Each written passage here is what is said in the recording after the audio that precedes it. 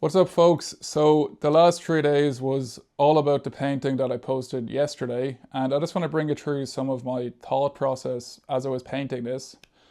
So I mainly had the foreground to complete, and one of my main intentions with this was to contrast the airbrush background quite heavily. I wanted to try to give the feeling that you were actually inside of the train, and I did this using very thickly applied acrylic paint. Sometimes to the point where I was thinking, is this actually going to dry? But in the end it did, thankfully. Another thing that I was trying to do during this painting was to limit myself to just one size of brush. And this made me think back to a time in college where we were made to do a sketch with just a stick that we found on the ground and some ink.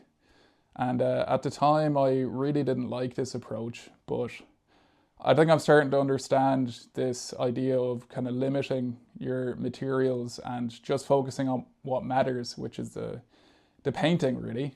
So once the painting was finished, I moved on to the photography, which is a very important step in the process. And I just want to bring you through my setup for this.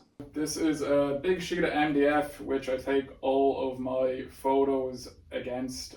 So the wall in the studio is too bad to take photos against. It's too wobbly. So what I do is I have the other side of this painted and I turn it around. So this gives me something that's similar to a gallery wall. I used to use the paper backdrops, but I find it hard to beat a kind of a painted wall. I think that's quite important.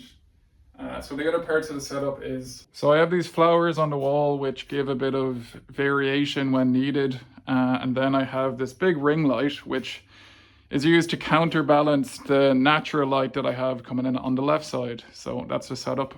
So yeah, after documenting the painting, the only thing that was left to do on Wednesday was to gesso my next painting, and I basically wanted to have lots of texture on this gessoing job, as you can see there. That's about it for this week. Check out the video that I posted yesterday, please, and we will catch you in the next one. Sláinte.